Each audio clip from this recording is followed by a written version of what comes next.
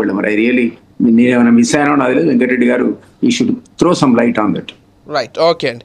ఒకసారి మూలా విజయారెడ్డి గారితో మాట్లాడదాం, బీఆర్ఎస్ నాయకురాలు. విజయారెడ్డి గారు నమస్కారం అండి. నమస్తే అండి. ఎలా చూస్తారండి నిర్మలా సీతారామన్ గారు నిన్న వ్యాఖ్యలు? అంటే సరే, కాంగ్రెస్ పాలన ఒక ఏడాది అయ్యింది, వాళ్ళని పెద్దగా విమర్శించడానికి కూడా లేదు, ఎందుకంటే మొన్న వచ్చారు కాబట్టి. కాకపోతే 10 సంవత్సరాలు మీరే పరిపాలించారు కాబట్టి రాష్ట్రాన్ని ఖచ్చితంగా మీ పార్టీకి సంబంధించి ఆ వ్యాఖ్యలు అన్నట్లే భావించాలి. మిగులు బడ్జెట్గా రాష్ట్రాన్ని అప్పగిస్తే అప్పుల కుప్పగా మార్చారు, కేంద్రం ప్రతిసారి ఇస్తున్నటువంటి నిధులను దారి మళ్లించారు, ఇతర సంక్షేమ పథకాలకు వినియోగించుకున్నారు అన్నటువంటి మాటలు కూడా మాట్లాడారు. అసలు మొత్తంగా ఎలా చూస్తారు? రాష్ట్రానికి కేంద్రం ఏమైనా చేసిందా? పోనీ ప్రస్తుత కాంగ్రెస్ ప్రభుత్వం దాన్ని సరిగ్గా అందిపుచ్చుకోవట్లేదా? ఏం చెప్తారు? ముందుగా ఈ డిబేట్ లో పాల్గొంటున్నటువంటి ప్రతి ఒక్కరికి కూడా పేరు పేరున నమస్కరిస్తూ, నమస్కారం. ముఖ్యంగా ఈరోజు నిర్మలా సీతారామన్ గారు మాట్లాడినటువంటి మాటలు తను వాళ్ళ ప్రభుత్వాన్ని కాపాడుకోవడం కోసమే చేస్తున్నటువంటి వ్యాఖ్యలుగా భావించవచ్చు. తను తెలంగాణకు ఇచ్చినటువంటి బడ్జెట్ ఎప్పుడైనా కూడా తెలంగాణకు ప్రతిసారి ఒక బీఆర్ఎస్ఏ కాదు, కాంగ్రెసే కాదు, గత ప్రభుత్వాలు ఉన్నప్పటి నుంచి ఎప్పటి నుండి కూడా ఎప్పుడైనా కూడా తెలంగాణకు బడ్జెట్ లో అన్యాయమే చేస్తున్నటువంటి మాట మాత్రం వాస్తవము. ఇది ఎవరు ఒప్పుకున్నా, ఇందులో ఒప్పుకోకున్నా ఈ తెలంగాణ ప్రజానికతను అందరికి కూడా తెలిసిన మాట. ముఖ్యంగా ఇప్పుడు బీఆర్ఎస్ పార్టీ 10 సంవత్సరాల్లో ఏం చేసింది అంటే, అన్ని రాష్ట్రాల్లాగా తెలంగాణ రాష్ట్రం కొత్తగా వచ్చిన రాష్ట్రం. మనకు వలస పాలనలో ఆగమైనటువంటి తెలంగాణ మనకు సపరేట్ వచ్చిన తర్వాత, అంటే ఒక చిన్న బిడ్డ పుట్టిన తర్వాత అంటే ఒక పిల్ల పుట్టిన తర్వాత తనకు కావాల్సినటువంటి వసతులు కానీ ఎన్ని అమర్చుకుంటే పిల్ల పెరుగుతుంది. అదే విధంగా మన పాలన కూడా ఇప్పుడు తెలంగాణ రాష్ట్రం కూడా అప్పుడే పసి కూనటువంటి తెలంగాణ రాష్ట్రము ఒక స్థాయికి రావాలంటే ఎన్ని చేస్తే ఆ స్థాయికి వస్తుంది. ఇవాళ 10 సంవత్సరాలు, 5 సంవత్సరాలు తర్వాత మళ్ళీ ఒక 5 సంవత్సరాలు తెలంగాణ ప్రజలు మళ్ళీ కేసీఆర్ గారిని ఎన్నుకున్నారు అంటే ఎన్ని చేసిండ్రు, ఎంత సంక్షేమము, ఎంత అభివృద్ధి చేసిండ్రు.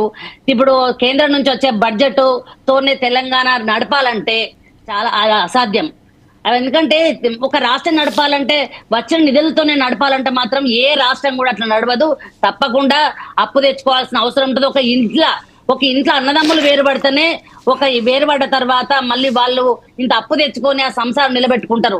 అటువంటిది ఒక రాష్ట్రము నిలబడాలంటే రాష్ట్రంలో సంక్షేమం కానీ, అభివృద్ధి కానీ, ఈ మన ప్రాజెక్టులు కానీ, రోడ్లు కానీ, విద్య కానీ, వైద్య కానీ ఇవన్నీ కూడా సమకూరాలంటే ఇంతో అప్పు చేయాల్సిన అవసరం తప్పకుండా ఉంటది. ఒక తెలంగాణ కాదు, ఏ రాష్ట్రానికైనా కూడా ఇది తప్పకుండా అవసరం.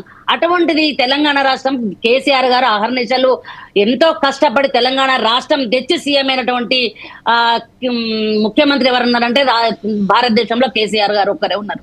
అటువంటి కేసీఆర్ గారు ఎంతో శ్రమపడి ఇవాళ కాళేశ్వరం ప్రాజెక్టు అవినీతి అంటున్నారు. ఇవాళ కాళేశ్వరం ప్రాజెక్టు నీళ్ళే మళ్ళీ తెలంగాణకు అక్కరబడుతున్నాయి. అదే నిజమా కాదా? ఇక్కడ ఉన్నటువంటి సోదరులు ఒప్పుకోవాలి. ఇవాళ తెలంగాణ ఇప్పుడు కేంద్ర ప్రభుత్వం చెప్తున్నారు, వారి పేరు తెలియదు కానీ వారు చెప్తున్నారు మేము ఇంత ఇచ్చినాం అంత ఇచ్చినాం అని చెప్తున్నారు. అంటే అన్ని రాష్ట్రాల కంటే మన రాష్ట్రం ఇవాళ 15వ స్థానం ఉన్నది. ఇవాళ బడ్జెట్ లో మన రాష్ట్రం 15వ స్థానంలో ఉన్నది. ఇవాళ మనకు అంటే ఇప్పుడు అన్ని రాష్ట్రాల్లో కాకుండా మన రాష్ట్రం కొంచెము విడిపోయినటువంటి రాష్ట్రము, కొత్త రాష్ట్రం కాబట్టి మనకు ఎక్కువ బడ్జెట్ పెట్టాల్సిన అవసరం తప్పకుండా ఉంది. కాబట్టి ఇవాళ నిర్మలా సీతారామన్ గారు వాళ్ళ పార్టీని కానీ, వారు పెట్టినటువంటి బడ్జెట్ కానీ వాళ్ళు సమర్థించుకునేటువంటి నేపథ్యంలో ఇవాళ మాట్లాడిన వాటిని మేము తీవ్రంగా ఖండిస్తున్నాము. ఇవాళ కేసీఆర్ గారు చేస్తున్నటువంటి అభివృద్ధిని ఇవాళ భారతదేశం కాదు, ఇవాళ ప్రపంచ వ్యాప్తంగా అందరు చూసినటువంటి విషయమే. ఇవాళ కాళేశ్వరం ప్రాజెక్టు కానీ, ఇవాళ రోడ్లు కానీ, ఇవాళ వైద్య కానీ, ఇవాళ గురుకులాలు కానీ, ఇవాళ మెడికల్ కాలేజీలు కానీ, ఒక్కటా రెండా ఇవాళ చెప్పుకుంటూ పోతే మహాభారతం అంతున్నది, రామాయణం అంతున్నది కేసీఆర్ గారు చేసిన అభివృద్ధి. ఇవాళ 10 సంవత్సరాలు చాలా సుపరిపాలన ఉన్నారు. ఇవాళ సరే కేసీఆర్ గారు 10 సంవత్సరాలు చేసిండ్రు, ఎట్లా చేసిండ్రు, ఇవాళ ఏం తిన్నారో ఏం తినలేదో ఏం చేస్తున్నారో సరే. ఇప్పుడు కేసీఆర్ గారు కేంద్ర బడ్జెట్ ఇచ్చిన అన్ని కూడా ఎక్కడికి పోయినాయి ఏంటి అంటున్నారు.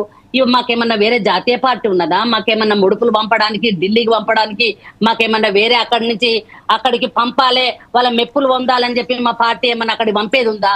చెప్పండి మీరు.